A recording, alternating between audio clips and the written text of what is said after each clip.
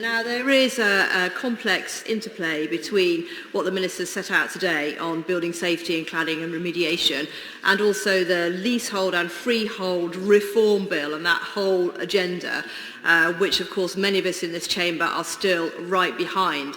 So will the Minister please reassure us that the government as a whole remains committed to this vital, transformative and conservative agenda? As he himself has said from that dispatch box, there is no prouder word in the English language than freeholder. We want to see more freeholders liberated from the tyranny of the ground rent grazers and some of the deep-pocketed people in the so-called sector who are now trying to make out, if the reporting is accurate, that somehow if we press ahead with our reforms to reduce ground rent to a peppercorn, then the whole sector will be destabilised and somehow his vital work of remediation will be affected.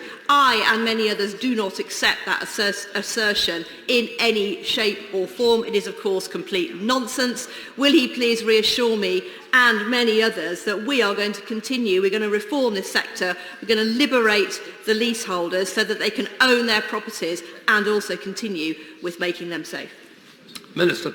My honourable friend from Redditch is absolutely right that the work that has been put into the leasehold bill and what we've brought forward on the leasehold bill will be transformative for leaseholders. And I know that, and I know my honourable friend knows that, because my honourable friend was the person who put the work in the first place, and I pay tribute to her in this role previously. She is absolutely right to articulate the link here between those that are impacted by cladding and leaseholders in general. It is through reforms like the leaseholder bill that some of the questions quite rightly are highlighted by the honourable gentleman Weaver Vale about insurance. We will be able to bring even more transparency to that area, not just for leaseholders who are impacted by cladding remediation, but leaseholders in general, so that leaseholders know what they're paying for and they can absolutely recognise whether it's fair or not as a result.